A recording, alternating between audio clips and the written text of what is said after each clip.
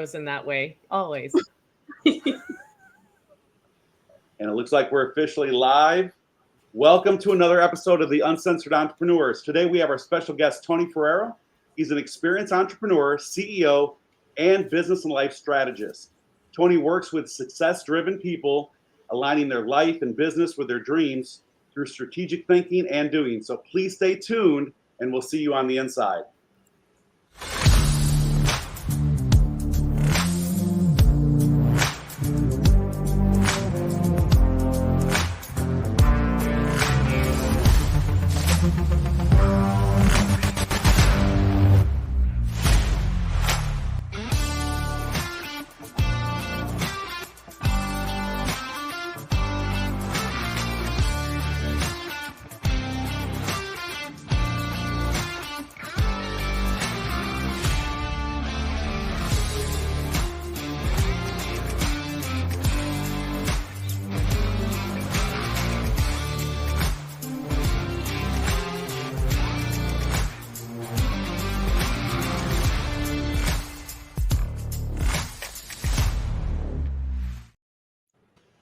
And we're back. Welcome to Uncensored Entrepreneurs.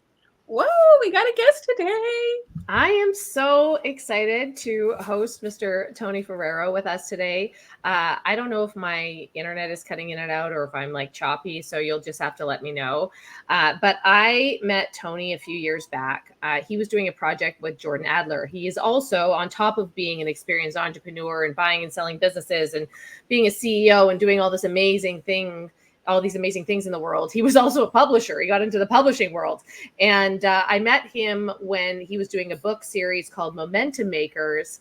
And it was kind of like Chicken Soup for the Soul for network marketers. And it talked about team building and leadership. But Tony is a coach and a trainer for really high impact people, for people that are here to make a difference in the world. He has done things from big business to heading up church organizations and nonprofits. And his story is really interesting, how entrepreneurship kind of evolves. And I think that we all think it's going to be one way and it turns out another. And the opportunity for us is endless. And so it's just a matter of walking through different doors. So Tony, I would love to introduce you and thank you for being here today. And I would love to give you the floor and allow you to talk a little bit about yourself and share your story with people and how all of this amazingness came to be. Yeah, it's really funny. I as someone who loves to focus on, the passions, visions, and dreams of other people, I'm not real great about talking about myself. I've been an entrepreneur. I've been entrepreneurial my entire life, since I was a kid, but I really turned the corner, and the sort of that benchmark moment in my life happened in did you guys lose audio? No, we're still here. Yeah, happened in about, okay, I thought you lost audio. I lost you. Happened in about 2000, and I had failed at a business, and it was the first time in my life that I said, I failed. And when I said I failed, the person I was talking to said, how does that feel? And I said, it actually feels pretty good. And she, definitely not the answer she was expecting. She said, what do you mean it feels good? I said, I think I finally figured out what I am. Right? I'm an entrepreneur, and I'd rather spend the rest of my life failing at my things than working on other people's things. And that was really that benchmark sort of turning point moment when I realized this is what I'm going to set out to do. And so, I had a couple more failures between there and success. What people don't understand is that entrepreneurial journey, it's iterative. For very few people is it automatic success. It's iterative change until you kind of figure it out. And it just takes time. And so from there, we started a business, me and a couple other guys in our house in 2003, eventually built it. It was a software company, merged into another company in 2009, sold that company in 2011. And then kind of everything was changed after that in terms of my entrepreneurial journey. But that's where the passion has been. And then following the exit is when I really got passionate about helping other people, right? I started kind of pouring into other, executives and leaders around the world and coaching them using a proprietary practice on how to align their life and their business with their dreams, because they really do need to dovetail if you're going to be successful at it. And that's what I spent the last really 10 years doing. And I absolutely love it. Isn't that so interesting, you guys? And like here, I'm going to let, you guys get into this, but one of the things that just like really hit home for me is that most entrepreneurs don't have an exit strategy, and you have to work your butt off until you make the money that you need to make to be able to do what you love every single day. And most people don't get over that hump of like doing the grind and going through all the challenges and pushing through to create that exit strategy. So now you just get to operate in your wheelhouse and zone of genius and do what you love and outsource the rest. I love that story. Yeah, absolutely. And I love the fact, Tony, you had mentioned that aligning, their life and business with their dreams. That is absolutely huge, right? Because traditionally, coming from like a traditional business consulting background, and it looks like you've had that same kind of journey, up until now, most people just fundamentally are always looking for just the operational side and the sales aspect of their business, when in many cases they're not reaching those goals because there isn't alignment between that business model and their personal life and dreams. So I love that. Yeah, thank you for that. The way I look at it, in our life, we've got various domains. We've got our personal life, our financial life, our vocational life, our family life, our spiritual life, our, the physical environment we live in. And oftentimes what ends up happening is entrepreneurs become singularly focused on that vocational piece. And it's that approach to life that creates burnout, failed marriages, failed businesses and everything else. Is by not understanding, you really got to keep all of this together. And the way I look at it is, and this is one thing you'll hear from me over and over and over and over, is everything starts with a dream. You don't get up and get a cup of coffee in the morning without having an idea for a cup of coffee. So if everything starts with a dream, well, then you really need a dream for your whole life. Part of that dream is your vocational entrepreneurial journey. But the rest of that dream is everything else I talked about a moment ago, right? And if you don't understand how those fit together, that's where the balance occurs. It's not balancing your time and your effort between your domains. It's making sure you've got proper perspective on how they fit together and the importance of all of them in the bigger picture, and not losing sight of all those other domains because you get sucked into that entrepreneurial journey, which happens 99 times out of 100 for people. Oh, Wow. So many entrepreneurs right now are struggling. They're struggling with staying consistent, struggling with the economy changing. What would you tell an entrepreneur right now that's on the verge of giving up? Well, first of all, it's important to understand what an entrepreneur is and what kind of makes you one. And I think that's the first piece of that. A lot of people think because they have a clever idea that can sell a lot, that makes them an entrepreneur. That does not make you an entrepreneur. Entrepreneurs know how to solve problems. And what it means to solve problems is to actually deliver a solution on the other side of your idea. And it's a solution that the market is ready for and wants and is repeatable and scalable, right? So that's what actually turns you into an entrepreneur as opposed to an opportunist. And so that's the first thing, is there's a lot of people that are pursuing what they think is an entrepreneurial journey, but it's really an opportunistic journey. And that's where a lot of your frustration hits. Now, the reason I say that in order to answer your question is this: it all comes back to the dream. The thing that pushes you through the wall. I've got a thing that I take small business owners called the 22 laws of business. One of those laws is exactly that. How do you get through the cloud, right? How do you get through what's going on in your environment and all that? And the simple answer is this: revisit the dream, right? The level to which you're passionate about the dream is what's going to provide that energy and that drive and that determination that's going to get you up every single day, no matter what, and push you through all of that, all of the things that are happening externally. Now, when that comes to being the difference between being an opportunist versus an entrepreneur, the opportunist, remember, if you're an opportunist, your motivation was, hey, I think this will work and I'll sell a lot. So when you don't sell a lot, you have a really thin barrier between you and stopping. When you're a problem solver, you see a world that doesn't exist yet, and it's better than the one we live in, and you're not going to stop at anything until you get to that. And so revisiting that dream, understanding that dream is what pushes you through the moments you're talking about. And this is why personally, when I talk with a lot of entrepreneurs and business owners, I have a tendency to tell them, look, non-disclosure agreements really aren't that effective, because if you tell somebody and you give them your idea, they didn't have that genesis moment that they got emotionally attached to. Mm-hmm. They were an opportunist. They may be able to go make something out of it, temporarily, but they can't make a real solution for the long term with it. And that's the same for you internally. If you're motivated by opportunity, you're probably not going to succeed. If you're motivated by that entrepreneurial, end result, yes, you're gonna fight like hell to make it happen.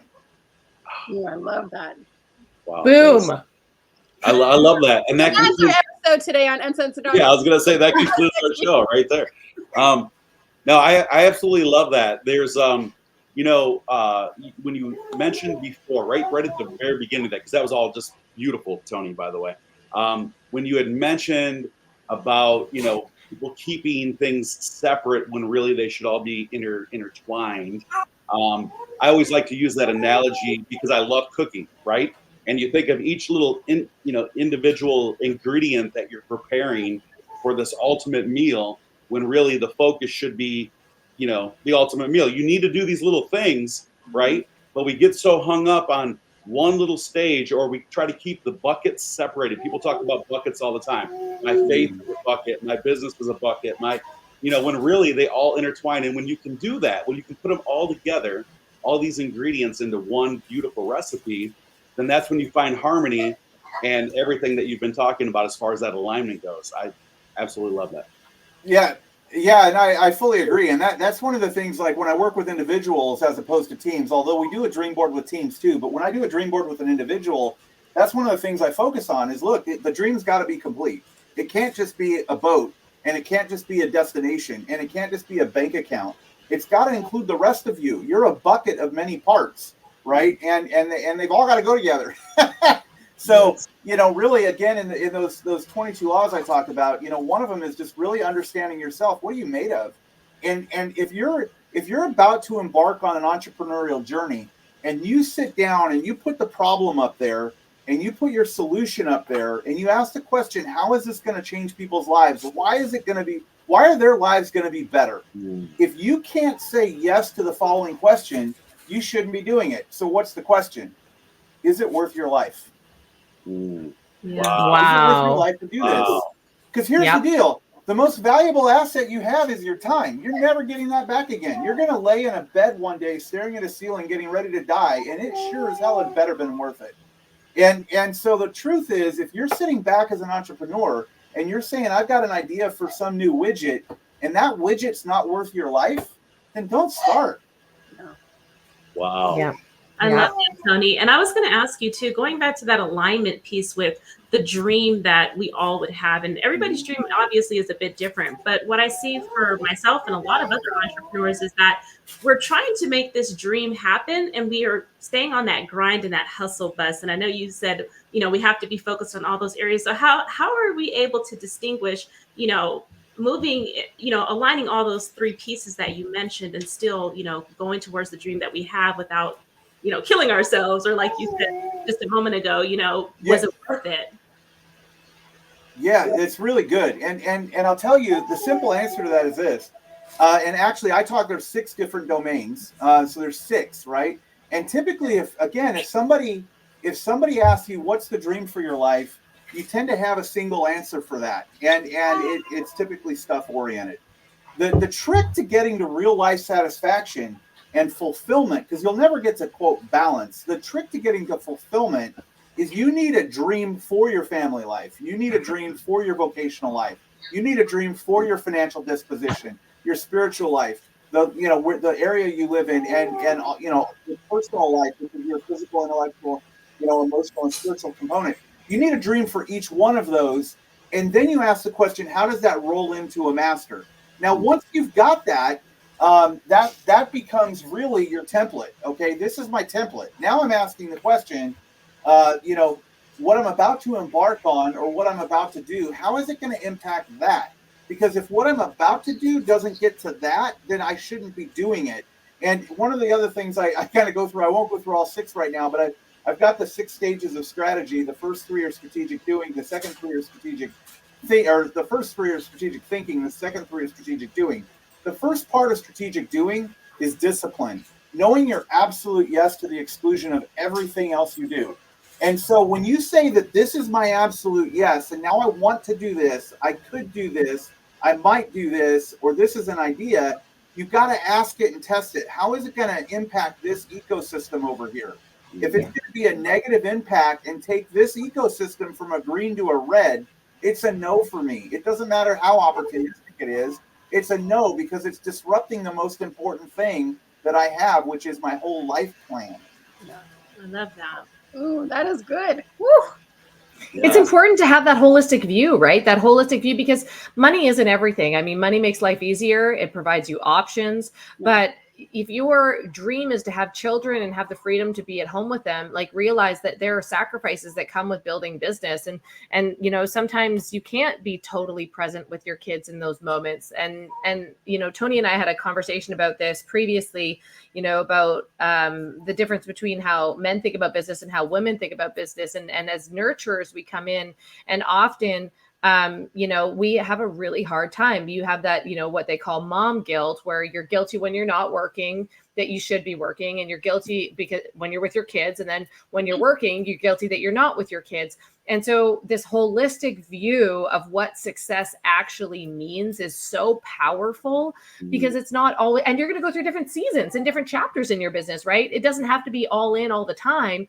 Especially when you've got young kids. But as you know, life evolves and different opportunities come in. I love, Tony, that you made that distinction between what you say yes to and what you say no to. I think that's the difference between really uber successful entrepreneurs, is that really successful people just say no to a lot more, and they say no to everything that doesn't align with where they're going and what they want on a holistic level. So I really appreciate you bringing that up, because I think so often it's ignored, and it's just like people just focus on the goal of making money, and that is such an empty goal. Once you have money, you realize, like, okay, great, I have money, but now I still have these problems, or I still don't see my family, or I still don't, you know, live the life that I actually want to live. And oh, I'm an entrepreneur, great, now it all falls on me, you know. Yeah. Somebody Yeah. said, So if I could speak to that, I'm sorry, real quick. One quick thought on that. The problem is people have the wrong understanding of the role of money in the whole equation. They think that money is the answer, that money is that end result. It is the dream. And that's the wrong approach. The purpose of money is to fund the dream. The purpose of money is to fund the dream. It's how we get it done, right? So that makes you think about it differently. You've got 2 really important assets. Well, really, let's call it 3 important assets. You've got money, you've got time, and you've got relationships. And those 3 assets, money, time, and relationships, are what you're supposed to be using, like, you know, pieces on a chessboard, in order to produce the outcome that is your life plan. And that's where people make the mistake. They feel like I'm running and running and running in order to produce the money, and the money is the dream. And that's why so many people, when they get the money, either A, it's completely empty, right? Because it's empty. It's just money. It's a tool, right? Or B, they lose it because they had no plan for management, right? They didn't understand it was a tool. And that's why people end up there. So the point is the wrong, if we can flip our thinking to realize that money is a pathway to an outcome, and that outcome is the life plan. Now we're not asking the question, what do I dream about money? We're asking the question, what do I dream about life, and how do I get the money to make that happen? Totally different. Absolutely. Absolutely. Boy, every single person that's either listening live or will be listening on any other channel in replay, that is probably the most important clip right there. Yeah. Just the pure fact, because most people don't, you know, they're already thinking, they watch a YouTube video, a TikTok video on, you know, how wealthy they can become when there is no ceiling, and they can become their own boss, an entrepreneur. And that journey, as we all know, we've all experienced, is a very, very hard journey. And I love that you basically summarized all that as, is it worth your life? Because you will go through many different trials, mindset, heart set, soul set, all those things on that journey. Is it worth your time? Is it worth relationships? Is it worth money? But the interesting thing is everyone focuses just on the dollar. And really, at the end of the day, you're right. That is just a vehicle to fund the ultimate goal, your dream, whatever it may be, right? The impact that you're having in serving, the world and your family and everyone else. I love that. That's that's so perfect. The other thing I wanted to just kind of bounce back to the group, Christina, you mentioned the word nurture, and I just put a little note down because I didn't want to overlook the fact, you know, many times entrepreneurs, because we serve in such a big way, many of us have a component of nurturing, right? In whatever that may be. And not only with family, I have even found in my own business and life that many times on this journey, I'm a nurturer to those that I am serving, right? My clients, the community, people that I collaborate with.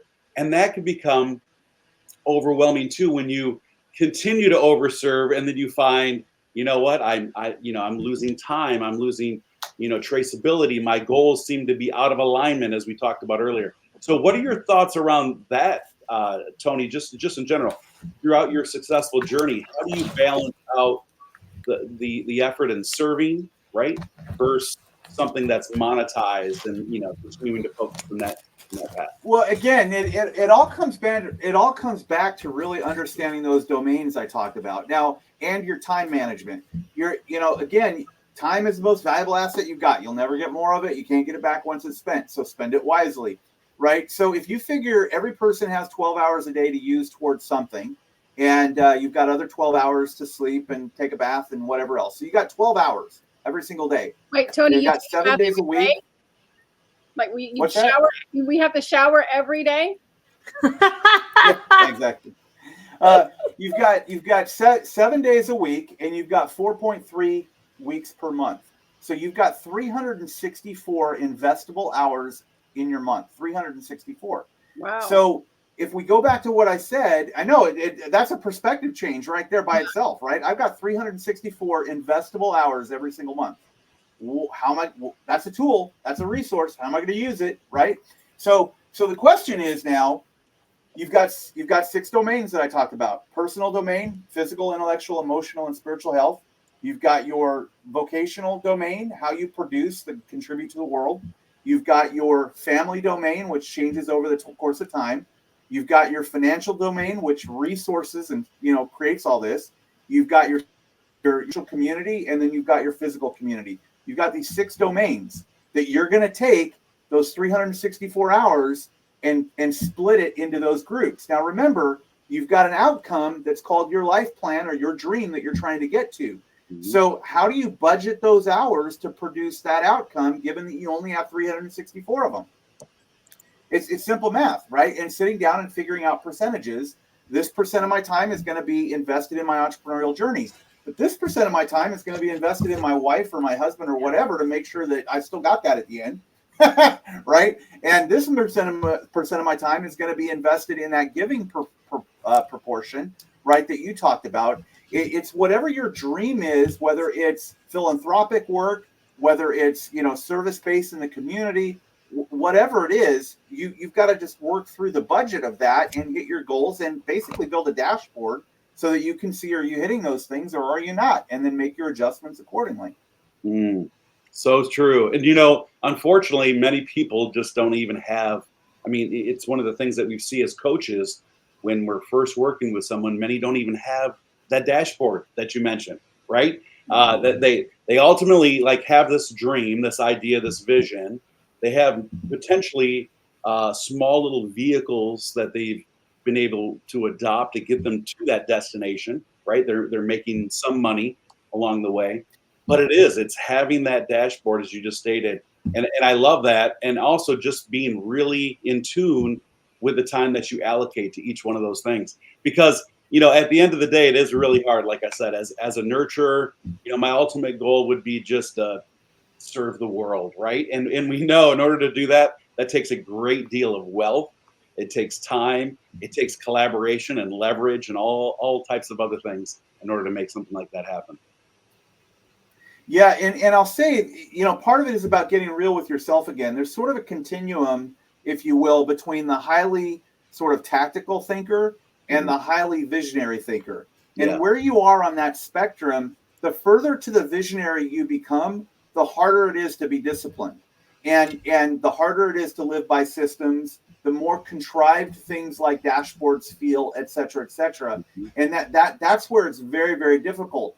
Now, the truth is, your highest level visionaries that can figure those components out, your people, like Elon Musk and Walt Disney, some of these guys, and Steve Jobs, that can figure out the discipline to move it forward, those guys are really successful. Unfortunately, 99.99999% of visionaries struggle with that, and they can't do it. And that's why the failure rate is so high, because it's typically those high visionaries that step into the entrepreneurial space because they can also tolerate high risk and high change, right? And that's where failure happens. And so really getting to the point that you just talked about, understanding that you really do need a dashboard. You need that accountability. The more of a visionary you are, the more external accountability you need, because there's none inside. The way I like to describe myself on that visionary spectrum is there's no box. Like, there is no box. A box is a limit, right? It's a barrier. Like, why would there ever be a box? That's how my brain works. But there's the part of me that the conscious that says, okay, I can't give into that. Yeah. Right? I can't give into that. I can't live over here all day, because that's just an amorphous sort of world without discipline, and it lacks progress. And so that dashboard component and external accountability, the higher visionary you are, the more important those two pieces are. So true. By the way, Christina, I know you said, don't mind me, I'm just sitting here taking notes, right? I don't even know how you're able to write this fast, because there's so much content. What? Yeah, there's so much awesome content just packed in here, which is why I'm so glad we're capturing it in both video and audio. Yes. And by the way, just a quick little kind of housekeeping note. Sometimes, StreamYard does lag depending on how many different things we have going. When it does, the audio still streams. So just to kind of be conscious of that. We're still capturing all this wonderful content along the way. And so based on that, Tina had said again, what are the different buckets? Since you're taking notes, Christina, but when you're giving away a lot here, Tony. And I think in the very beginning, I remember you saying, I'm not going to necessarily get into all of them. And I think we're asking so many questions. Leave it to us to bring it all out. I'm happy to run through them again. Yeah, and this is so basically there's 6. You've got your personal domain, which is your physical, intellectual, emotional, and spiritual health. Mm-hmm. Then you have your family domain, which obviously changes over the course of life, right? Your family dynamic changes. Then you've got your vocational domain. Now, the way I describe vocation is how you contribute to the world, right? Because some people are, they're philanthropists. That's all they do, and they're able to do that. It's still a vocation, right? So how you contribute to the world. Then you have your financial domain, which is how you fund everything. And the reason I separate that out, and a lot of life coaches don't necessarily separate that out, but it gets forgotten, and it's so important. It's the infrastructure, right? By and large. And then you have your spiritual community or church, or however you want to characterize that. Mm-hmm. I characterize it as church, but nonetheless, you can do that however you like. And then you've got the physical environment that you live in, your physical community or geography. And 5 of those, I added the financial domain. 5 of those actually came from some training that I did under Tom Patterson's program 10, 15 years ago, if you're familiar with him. But so he's got the 5. I added the 6 after doing a lot of working with executives and figuring out that financial domain was really important and often forgotten. So I added that one. But nonetheless, it's about really coming up with a dream for each one of those components, and then tying that together in sort of a meta narrative that is the story of the life that you want to have. And then this is the critical part, what does that look like? So often when we talk about dream making and dream planning or life, sort of planning, we get focused on, again, the tangible stuff of, it looks like an RV, it looks like a trip to Italy, it looks like whatever. But what does it look like for your spiritual health to be really in a great place? right? How would you describe that graphically? How would you describe graphically what a happy workplace looks like for you vocationally, right? How would you what words would you put around the physical community that you live in that would help somebody else understand what your dream is for where you live, right? Those pieces are just as important. So you've really got to fill out the whole picture so that nothing gets left. Otherwise, what's going to happen is you're like the guy that goes in the gym and only does biceps, right? That's what ends up happening. There's more That's a to you good- than biceps. It has the chicken legs. Yeah. Oh man, Yeah, that's that's such just a it, good right? analogy. That has a little chicken legs. So, Tony, you mentioned this dashboard and you talk about the check boxes that we can use. I mean, it sounds like a lot of different areas of my life that I now need to manage or pay attention to. So, how do you guide entrepreneurs in making sure that they're able to tap into each one of those? Because each of those buckets also had a lot of elements that you just mentioned. Yeah.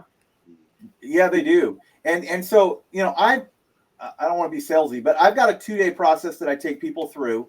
You know, over the course, we go all the way from the time you were born until, you know, what your plans are after you're dead and gone, right? What's that whole journey and what's the outcome? And out of that, we build a 3-panel dashboard that really sums it all up.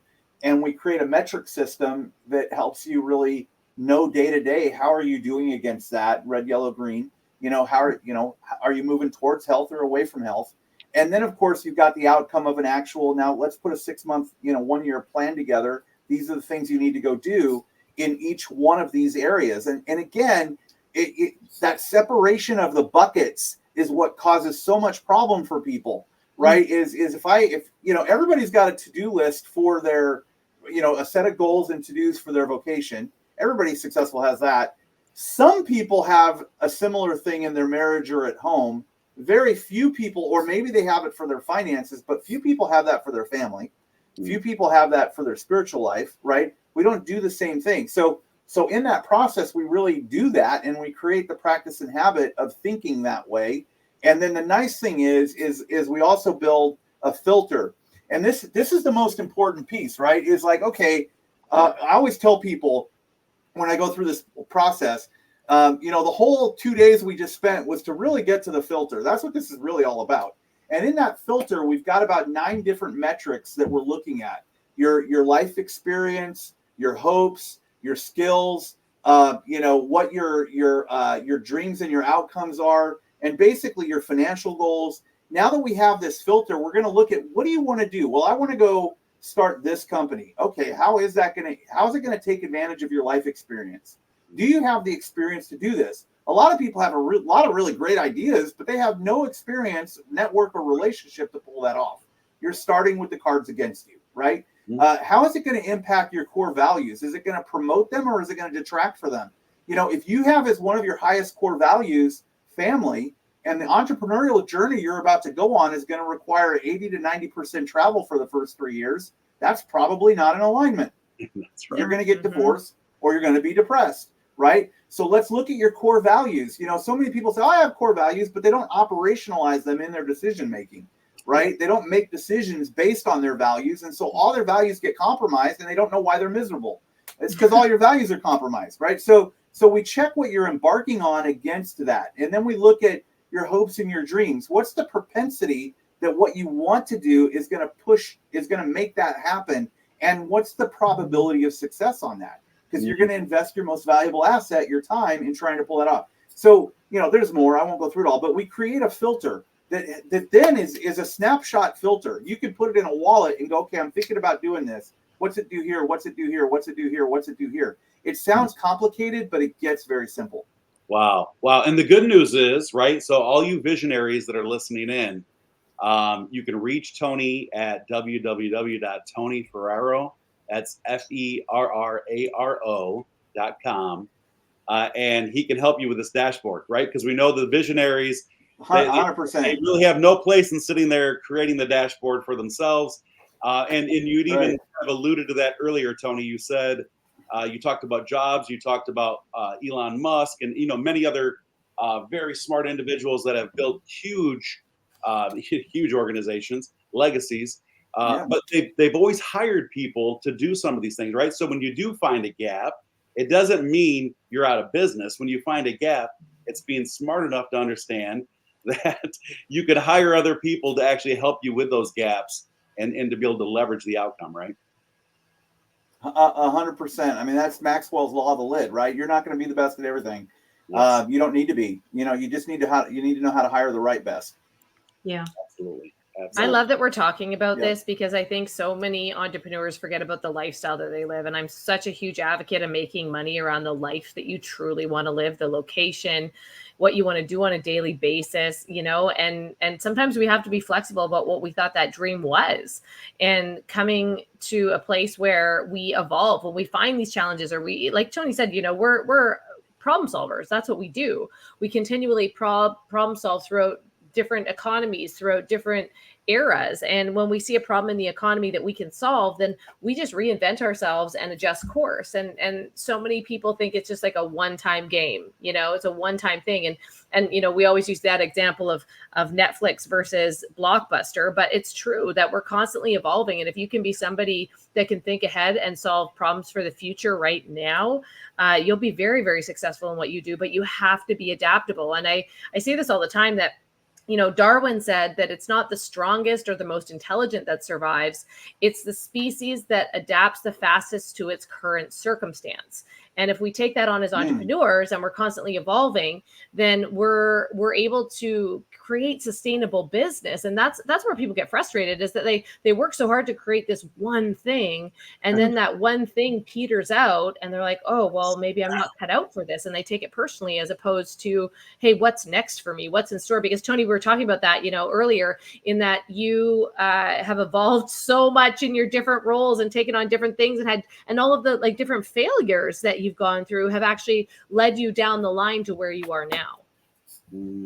100%. It's funny. I'll do a little, transparency here. By the time I was 35, I had 50 different jobs, starting from the time I was a kid, 50. And there was a tipping point where it went from really bad to really good, right? There's a point where it went from liability to asset. And when it became an asset was when this started working with all the experience that I had and realized, wait a minute, I can talk to anybody. And I understand the world they live in really quickly. I can break down a business model. I got exposed to so many different business models and financial models and, sales models and marketing models and so forth. I mean, there was so much experience in those 50 jobs that it really became a tremendous asset. And that's what causes that multidimensional component. But that's also, a little selfless plug. That's what makes me a really great coach and trainer, right? Because I can connect with everybody like that. I've had clients that former CEO of Family Restaurant Group, 25,000 employees, owned everything from Jack in the Box to Charlie Brown's, El Torito, wow. And I've also had, single entrepreneur guy, solopreneur guy with the window business, and everything in between. And I've worked with churches all over the world. And I mean, it's like that vast experience just really, truly becomes an asset at some point.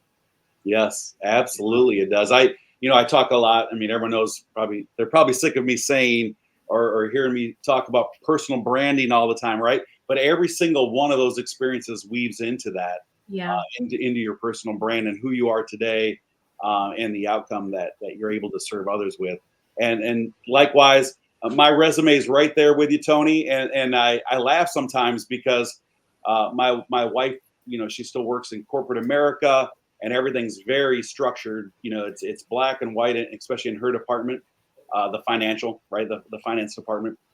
And she interviews a lot of people. And so when her and I have these discussions about interviewing people and resumes, et cetera, I'm like, I wouldn't even want to put my resume together nowadays. It's crazy if I was, to put that on paper. I've done this.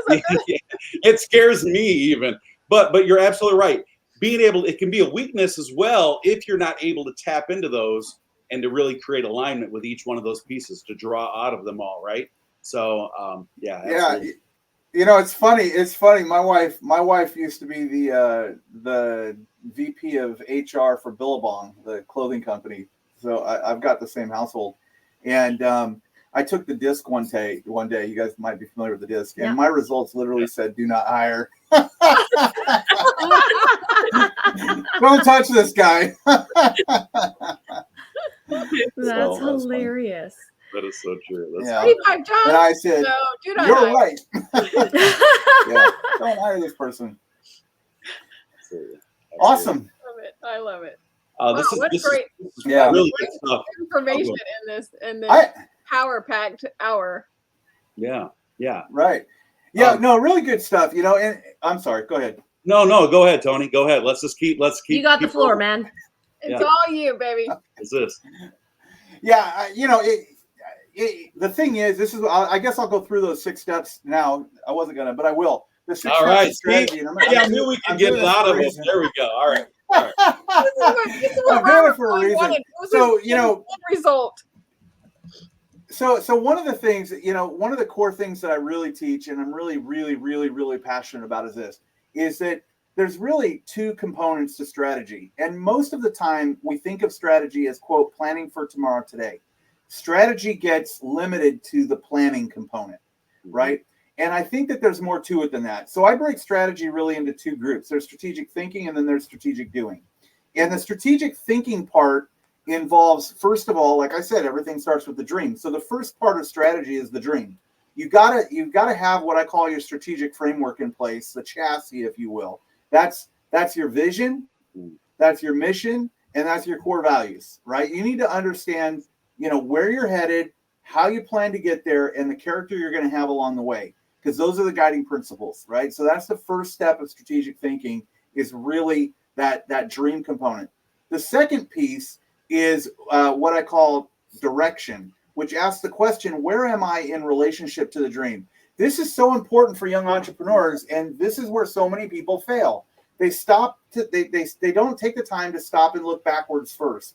How did I get here? What are the tools, the assets, the life experience, and so forth I have? If this is my dream, am I properly prepared to get there? Am I the right person for this? And that's where failure happens. And do I have the right resources for that?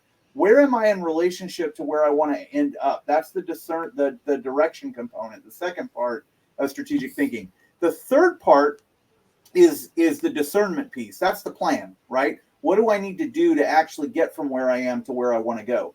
Now, most of the time when organizations, businesses, or individuals do strategic planning, that's where they stop. They stop with the dream, the direction, and the discernment. And the problem is that didn't do anything. That was a great idea session. You had some fun with a blue sky moment, but you feel really good. But where you go from here, right? And that gets into that second half, which is the strategic doing piece. The first piece being discipline that I talked about, knowing your absolute yes to the exclusion of everything else. The second component, or number 5 in the list, is drive. Right? 2 things have to happen for a car to move. You got to have gas in the tank, and it's got to be engaged. You've got to answer that for yourself as a business leader. How are you going to stay engaged with your idea? This gets back to what Tina had asked me earlier. How are you going to stay on the path? How are you going to put fuel in your tank when there isn't any fuel left? Right? What are you going to do to keep that full? And then you get into the last part, which is delivery. And delivery is, telling people broadly and regularly how you're doing at accomplishing your goals. Celebrate those wins. And there's a big reason for this.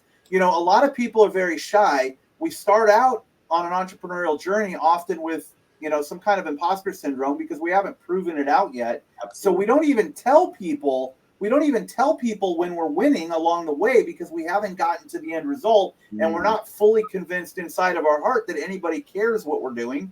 And so we don't tell anybody. So we're not celebrating those wins. Guess what? Those wins are fuel for your own fire. But more important than that, when you've got 6 steps to get to the end, and you tell people you're on point 4, and you say, hey, I did this, and I'm so excited about where I'm at. I'm just telling you, they're all going to ask you the same question. What's next? Right? Yeah. So you're building in self-accountability when you tell people how you're doing on the journey. You're moving yourself forward by involving your community, right?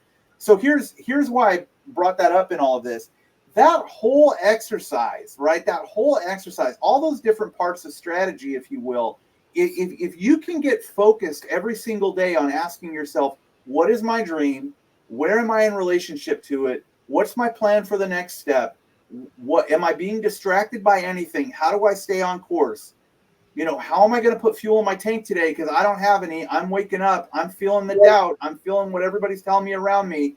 Okay, I had a small win today. It doesn't matter how small it is. I'm going to pick up the phone and call somebody, so I'm encouraged. You will be successful. Wow, that is so true. I'm so glad you brought that up. We talk about this all the time. And many people, they keep this initial plan, like you said, a secret. And if they don't reach the ultimate goal in that plan, that's typically when you see that 97% quit before they finally even reach the finish line. When really, if they're celebrating those small wins along the way and they have accountability partners and collaborators that cheer them on, it just continues to compel them and pushes them past that 2 to 3 year mark where most people fall short and quit. I love that. What an incredible conversation today. Honestly, Tony, we're so lucky to have you and have this conversation. I think that you've brought a lot of steps that are actionable for people that they can reflect on and really start to move forward in their business in a more conscious and intentional way. I think that's so powerful. And I appreciate you sharing your gifts and your talents and your experience of those 50 jobs before 35 with us today. Absolutely. And again, for those that are just listening in and not watching video, you can connect and learn more from Tony at www.tonyferraro. That's FERRARO.com. And then you can find out, get a little bit more in depth with those 6 steps, and also learn a little bit more about creating a dashboard, right? So that you have these metrics to govern your life and business by. And I love that you're intertwining the two so often, right? Entrepreneurs are focused 100% on business and money, and they forget to tell you about all the journey, the other aspects that really matter at the end of the day. That's, your spiritual, the spiritual hardships, the hardship on family. And that's why here on the Uncensored Entrepreneurs, right, we really talk about some of these things, the things that you don't see per se across social media. So really appreciate everything that you've given us today, Tony. Thank you. Yeah, awesome. Well, gosh, so I appreciate being here. Likewise. And so again, thank each and every one of you. We'll have you on again, Tony, because we've only scratched the surface. We could probably go on. We should be recording for the next 3 or 5, maybe 5 hours with you. And then he just wants to get more information out of you, Tony. Yeah. But I'll tell you what, on some of our upcoming plans this year to have some masterminds and mini boot camps, you are absolutely going to be invited. So we appreciate that. Most definitely. Oh, that'd be awesome. I would love to do that. Thank you. Yeah. Thank you, Tony. Thanks, Thank Tony. you all. Now, we'll see you again next Thursday at 1 p.m. Eastern Standard Time on the Uncensored Entrepreneurs. Have a nice day, everyone. Bye, guys. Bye.